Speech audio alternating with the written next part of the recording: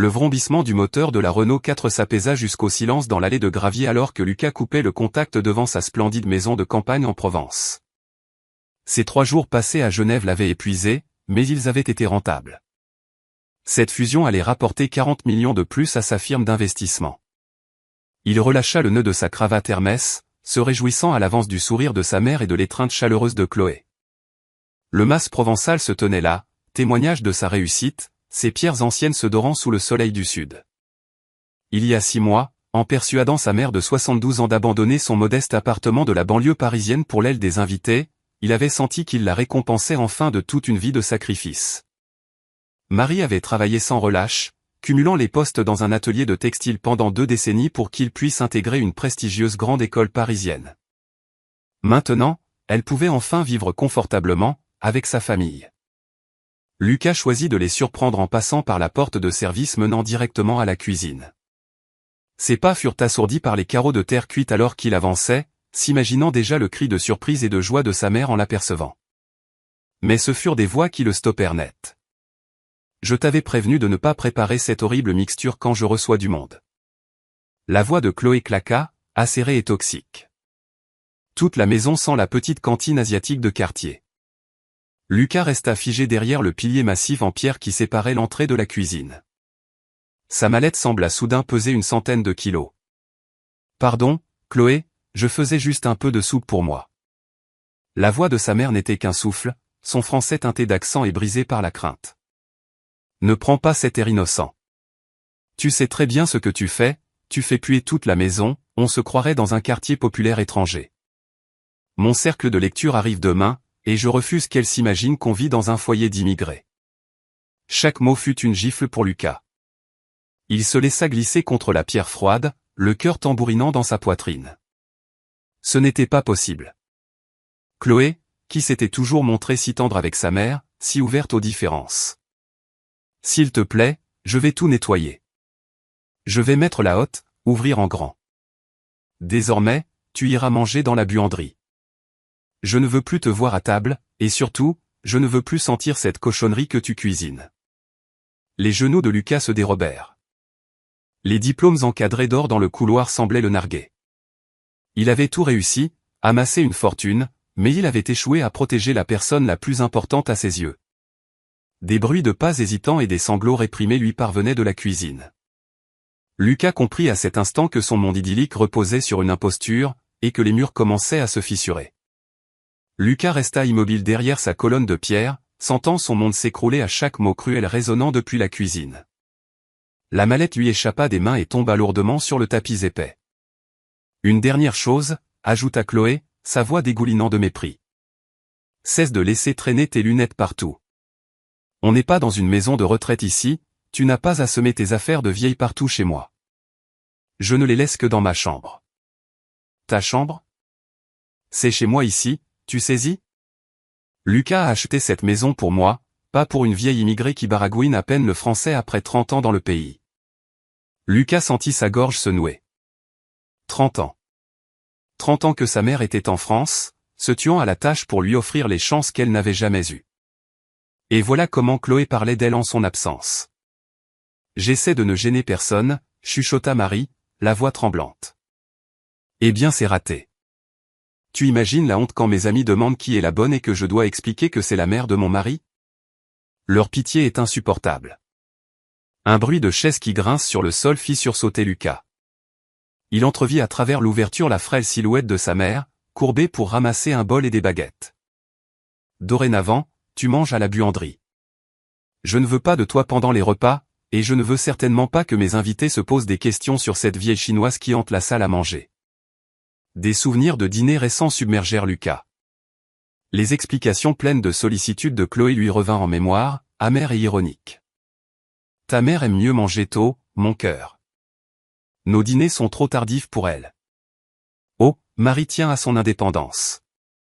Elle se sent plus à son aise dans ses appartements. Les familles asiatiques sont si discrètes, tu sais bien. » Chaque mensonge avait été délivré avec une conviction parfaite, une fausse compréhension des nuances culturelles. Il avait même été reconnaissant à Chloé d'être si prévenante, si attentive.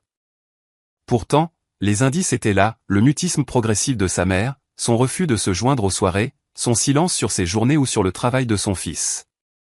Il avait attribué tout ça à la vieillesse, à la difficulté de s'acclimater. Mais maintenant, en la voyant se diriger, tête basse, vers la buanderie avec son repas de misère, Lucas se rappela la femme qu'elle avait été. Marie, une professeure de littérature reconnue à Lyon, qui tenait des classes de 40 étudiants avec une grâce autoritaire. Elle maîtrisait 3 langues et ses poèmes étaient publiés dans des revues littéraires. En émigrant en France à 42 ans, elle avait renoncé à sa carrière, à sa stature, à son identité, pour son avenir à lui. Elle avait enduré des journées de 16 heures dans des usines, les mains abîmées, ensanglantées par les aiguilles, pour qu'il puisse intégrer les meilleures écoles. Elle avait appris le français pour l'aider dans ses études, et s'était familiarisée avec les coutumes françaises pour faciliter son intégration. Et aujourd'hui, elle se terrait dans la buanderie, ayant peur de déranger dans la maison de son propre fils. La porte de la buanderie se referma dans un petit claquement sec qui eut l'effet d'une détonation. Lucas entendit le cliquetis des talons de Chloé. Elle montait sans doute se préparer pour sa soirée, satisfaite de sa petite victoire de harcèlement moral. Il lui fallait en savoir plus, mesurer l'étendue de la situation. Discrètement, Lucas regagna la porte de service, le cœur battant, un stratagème en tête. Il devait voir la duplicité de ses propres yeux, constater jusqu'où allait la manipulation de Chloé. Il sortit sans un bruit et rejoignit sa Renault 4. Il démarra alors le moteur bruyamment, signalant son arrivée comme à son habitude. La métamorphose fut instantanée. Par la fenêtre de la cuisine, Lucas vit le visage de Chloé se transformer, comme si elle mettait un masque. Son expression cruelle s'effaça, laissant place à un air chaleureux et enjoué. Elle arrangea sa coiffure, lissa son pull en cachemire et se hâta vers la buanderie. « Marie, ma chère Marie, Lucas est là. » Sa voix était devenue sirupeuse, dégoulinant d'une affection simulée. « Allons, viens au salon. Il ne faut pas rester manger ici. » Lucas gara sa voiture et s'avança lentement vers l'entrée principale, laissant à Chloé le temps de peaufiner sa mise en scène. À travers les baies vitrées, il vit sa femme escorter sa mère jusqu'au canapé, la main posée sur son bras. « Voilà, installe-toi confortablement, » dit Chloé d'une voix mielleuse, tapotant les coussins derrière le dos de sa mère. « Je te prépare ton thé, un Earl Grey, ton préféré. » Marie était assise, rigide, le regard perdu, oscillant entre la confusion et la terreur. Elle agrippait son petit bol de soupe, se demandant si elle avait le droit de continuer à manger, ou si cette soudaine amabilité était un nouveau piège. Ses mains usées par le travail tremblotaient alors qu'elle observait Chloé jouer à la perfection son rôle de maîtresse de maison attentionnée. Lucas tourna la clé dans la serrure, faisant un bruit bien audible. « Chérie, c'est moi. » lança-t-il, la voix assurée pour masquer la fureur qui le consumait. « Lucas, mon amour, bon retour. » Chloé se précipita vers lui, le visage illuminé d'une fausse joie. Elle l'embrassa, prit sa mallette et l'entraîna vers le salon, où sa mère était pétrifiée tel un oiseau pris au piège. « Regarde qui m'a tenu compagnie, » dit Chloé, enlaçant la taille de Lucas. « Ta mère et moi avons passé une si belle journée, n'est-ce pas Marie ?» Le regard de sa mère fuyait, cherchant la réponse qu'on attendait d'elle. « Oui, » souffla-t-elle, presque inaudible. « Elle a fait une soupe absolument divine, » enchaîna Chloé, sa comédie sans faille. « Ça embaume dans toute la maison. Je lui dis tout le temps qu'elle nous habitue mal avec ses talents de cuisinière. » Lucas regarda sa mère fixement, devinant la panique sous son sourire forcé. Cette femme qui avait commandé le respect, qui avait débattu de littérature, qui avait eu la force de tout recommencer pour son fils, était maintenant réduite au silence, terrorisée et asservie dans sa propre famille. « Maman a fait de la soupe ?» demanda Lucas, scrutant leurs deux visages. « Oui, elle a passé l'après-midi au fourneau, » affirma Chloé sans ciller. « Je lui dis de se ménager, mais tu la connais, elle est si généreuse. » La détresse de Marie était palpable. Elle regardait Chloé, l'air déconcerté, essayant de faire coïncider l'image de cette femme charmante avec celle du bourreau qui l'avait humiliée un peu plus tôt. « Formidable, » dit Lucas d'une voix blanche. Ça devait être délicieux. Le numéro était parfait, bien rodé, absolument crédible. Lucas comprit avec une horreur grandissante que ce manège devait durer depuis des mois, le confortant chaque jour dans l'idée que sa mère vieillissait simplement, et que Chloé était un modèle de patience et de bonté. Il devait connaître toute la vérité. Cette nuit-là, Lucas resta éveillé aux côtés de Chloé endormie. Sa respiration régulière contrastait violemment avec la tempête qui faisait rage en lui. Il lui fallait des preuves tangibles. Vers 3 heures du matin, il se glissa hors du lit et alla dans son bureau. Le système de surveillance, installé 2 ans plus tôt, lui apparut comme une providence. Lucas visionna les enregistrements de la semaine écoulée, passant en accéléré les heures de vie quotidienne jusqu'à trouver ce qu'il redoutait. Là, Chloé acculait sa mère dans le couloir, un doigt menaçant pointé vers sa poitrine. L'audio était suffisamment audible, « Tu n'as pas ta place ici.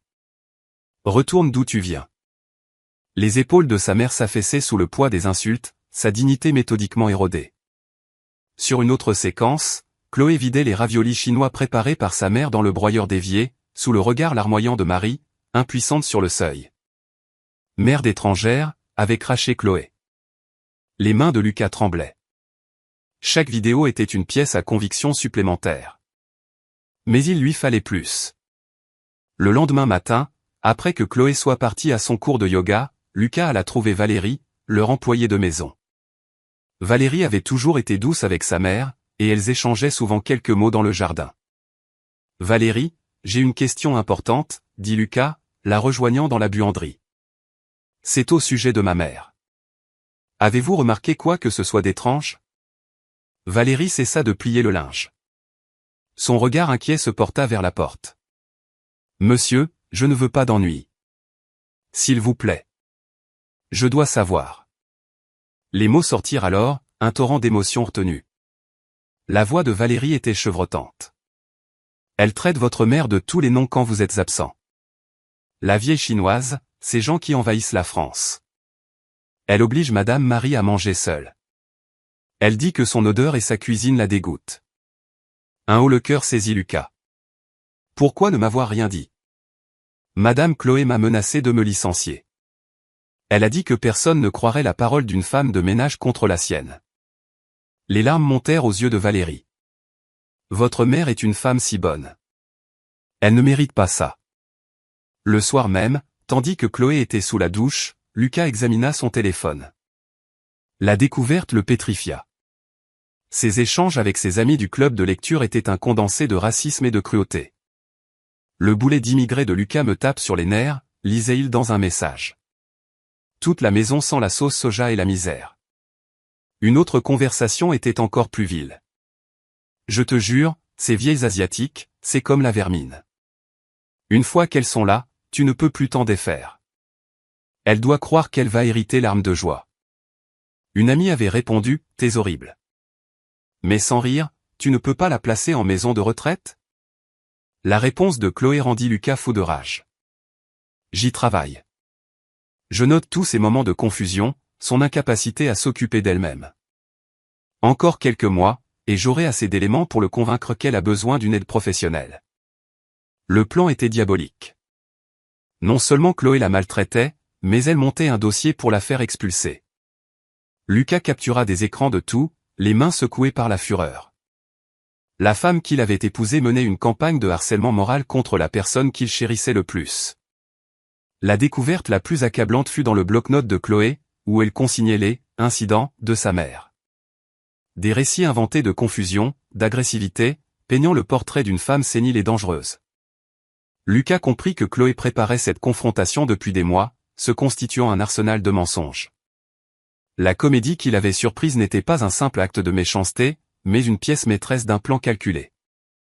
Il devait parler à sa mère, mais il devait d'abord comprendre son silence. Le lendemain matin, Lucas attendit le départ de Chloé pour son spa pour approcher sa mère. Il la trouva près de la fenêtre, pliant des grues en origami, une vieille habitude de son temps d'enseignante. « Maman, on peut discuter ?» demanda-t-il doucement. Les mains de Marie s'immobilisèrent. « Bien sûr, mon fils. Ton voyage s'est bien passé ? » « Oui, mais c'est de toi que je veux parler. Comment te sens-tu ici ? » Il la sonda du regard. « Es-tu heureuse avec nous ?» La question flotta entre eux, chargée de non-dits. Un éclair de panique traversa le regard de Marie, avant qu'elle ne reprenne son pliage avec une sérénité feinte. « Très heureuse. Chloé est si gentille. Tu as une si belle maison, une telle réussite. Je te suis reconnaissante. Tu n'as pas à être reconnaissante, maman. C'est chez toi aussi, dit Lucas. S'il y avait un problème, tu m'en parlerais, n'est-ce pas? Les mains de Marie se figèrent. Lucas crut qu'elle allait céder, enfin dire la vérité. Mais elle sourit. Ce sourire poli et protecteur qu'il connaissait si bien. Tout va bien. Je suis juste vieille. Chloé s'occupe très bien de moi. Ce mensonge était plus douloureux qu'une accusation. Lucas reconnut ce réflexe de protection qu'elle avait toujours eu. Quand il subissait le racisme, elle disait que les gens plaisantaient. Quand elle travaillait jour et nuit pour financer ses études, elle disait qu'elle aimait être active. Maman, je sais que ça a été dur. Ce n'est rien, répondit-elle avec une fermeté inattendue. Tu as tant travaillé pour construire cette vie. Je ne veux pas être un problème dans ton couple. Chloé est une bonne épouse française pour toi. C'était donc ça. Pour Marie, sa propre souffrance était un sacrifice nécessaire au bonheur de son fils. Elle avait vu trop de familles immigrées se déchirer. Elle supporterait tout pour préserver ce que Lucas avait bâti. Ton bonheur est tout ce qui compte, poursuivit-elle, la voix étranglée par l'émotion. Je suis une vieille femme. Mais toi, tu as toute la vie devant toi avec Chloé. Je ne veux pas être la cause de vos disputes. Le cœur de Lucas se serra. L'amour de sa mère était si absolu qu'elle était prête à renoncer à sa dignité pour sauver son mariage. Elle préférait souffrir en silence que d'être la belle-mère qui détruirait le rêve de son fils. Tu n'es pas un problème, maman. Tu es ma famille. La famille, c'est le sacrifice, murmura Marie. Je me suis sacrifié pour que tu aies une belle vie. Je me sacrifie maintenant pour que tu la gardes. Le poids de ces mots accabla Lucas. Le silence de sa mère n'était pas que de la peur, c'était un acte d'amour si profond qu'elle préférait s'effacer plutôt que de lui causer de la peine. Mais en voulant le protéger, elle avait révélé la gangrène qui rongeait sa vie parfaite. Son mariage était construit sur la destruction de celle qui lui avait tout donné. Confronter Chloé, ce serait choisir entre un mensonge confortable et la vérité difficile sur l'homme qu'il voulait être. La grue en origami prit forme, magnifique et fragile. Mais Lucas savait que certaines choses brisées ne pouvaient être réparées. Ce soir-là, Lucas attendit que sa mère soit couchée pour aller trouver Chloé dans leur chambre. Elle était devant sa coiffeuse, retirant ses bijoux avec une méticulosité froide. « Il faut qu'on parle », dit-il en fermant la porte.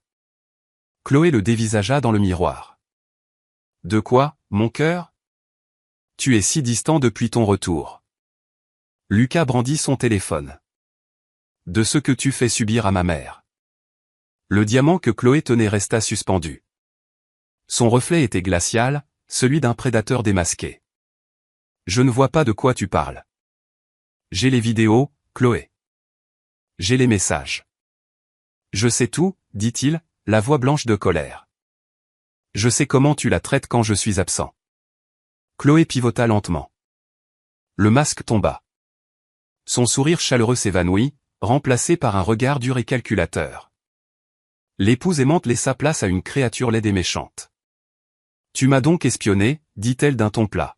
« C'est charmant. Tu as harcelé ma mère. » « Harcelé ?» Elle éclata d'un rire sec. « J'ai simplement établi des règles chez moi. Cette vieille asiatique me pourrit la vie depuis 6 mois. » La violence de ces mots le frappa de plein fouet. « Elle s'appelle Marie. C'est ma mère. C'est une immigrée qui n'a pas sa place ici. » Le vernis de Chloé craqua. « Tu sais la honte que c'est d'avoir mes amis ici et de voir cette vieille chinoise traîner partout, empestant la maison avec sa cuisine ? Elle cuisine cette nourriture depuis 30 ans. Justement. 30 ans en France et elle se comporte encore comme une nouvelle arrivante. Elle baragouine le français, s'habille comme une paysanne et n'a aucun savoir-vivre. » Lucas la regarda comme s'il la voyait pour la première fois. « Savoir-vivre ? Elle était professeure de littérature, Chloé. Elle est plus cultivée que toutes tes amies réunies. Dans son pays arriéré, peut-être. Ici c'est la France. Qu'elle s'adapte ou qu'elle reparte. » Le visage de Chloé était congestionné par la rage. « J'ai été patiente, mais je ne transformerai pas ma maison en foyer d'immigrés. C'est aussi sa maison. » « Non. » Elle frappa la coiffeuse. c'est ma maison. Celle que tu m'as offerte. Je n'ai pas signé pour être la gardienne de ta vieille mère qui refuse de s'intégrer. S'intégrer? Elle a trimé pendant 30 ans pour que je puisse avoir l'éducation qui nous a permis d'avoir tout ça. Et maintenant c'est ton problème. J'ai fait mon devoir. J'ai été poli, mais je ne tolérerai pas ce manque de respect chez moi. Le racisme suintait de chaque pore de sa peau. Il ne s'agissait pas que de sa mère, mais de leur identité à tous les deux. J'ai consigné son comportement, reprit Chloé d'un ton à nouveau maîtrisé. Sa confusion, ses réactions bizarres. Elle a besoin de soins spécialisés, Lucas. Il est temps que tu l'acceptes. Tu as fabriqué des preuves pour la faire enfermer. J'ai protégé notre foyer d'une femme mentalement instable. Ce n'est pas ma faute si ta culpabilité de fils d'immigré t'aveugle. Lucas sentit une rupture définitive. Sa femme, sa vie, son succès, tout reposait sur des préjugés et des mensonges. Que veux-tu dire, Chloé? Elle se leva, lui lançant un ultimatum. Je veux dire qu'il est temps que tu choisisses. C'est elle ou moi. Mais pas les deux. Je ne peux plus vivre comme ça. Le silence tomba, lourd comme une pierre tombale. Son monde parfait venait d'imploser. L'ultimatum était suspendu dans l'air, glacial. Lucas regardait Chloé et ne voyait qu'une étrangère. Le silence se prolongea, puis elle reprit, sa voix un scalpel. J'ai déjà consulté mon avocat. Avec notre régime matrimonial, la moitié de ce que tu possèdes est à moi. La maison, les comptes, les parts de la société. Tout. Lucas suffoquait. 15 ans de mariage, d'une vie qu'il croyait bâtie à deux. Et maintenant, cette vie était une arme pointée sur la femme qui l'avait rendue possible. Tu es prête à tout détruire pour ça? Je suis prête à tout protéger de ça, rétorqua-t-elle, le regard mauvais. Tu crois que nos amis te soutiendront? Quand ils apprendront que tu as préféré une vieille immigrée à ta femme. Jennifer se demande déjà pourquoi ta mère ne se joint jamais à nous. La menace était claire. Chloé avait préparé son public, se peignant en victime d'une belle-mère acariâtre. Leur cercle social, aisé et déconnecté, la croirait sur parole. J'ai été patiente, dit-elle, jouant la victime. Mais tout le monde voit l'impact sur notre couple. Mon psy dit que c'est du harcèlement moral de me forcer à cohabiter avec elle. Le téléphone de Lucas vibra. C'était sa mère. Je prépare mes affaires. Je retourne à mon appartement demain. Ne t'en fais pas. Son sang ne fit qu'un tour. Marie avait dû entendre. Même maintenant, elle choisissait le sacrifice. Elle s'en va, dit Lucas, lui montrant le message. Un sourire de triomphe illumina le visage de Chloé. Tu vois? Elle sait qu'elle n'a pas sa place ici. Problème réglé. Mais Lucas était déjà sorti de la chambre. Il trouva sa mère en train de plier ses vêtements dans la vieille valise qu'elle avait apportée de Chine. Ses gestes étaient lents, dignes, insoutenables. Maman, tu ne pars pas. C'est mieux ainsi, dit-elle sans le regarder. Chloé est une bonne épouse. Je suis un problème. Tu n'es pas le problème. Je sais ce que je suis, dit-elle, résignée. Une vieille chinoise qui n'a pas sa place dans cette vie. Chloé a raison. Lucas la regarda ranger ses grues en origami, les photos de son père, son dictionnaire.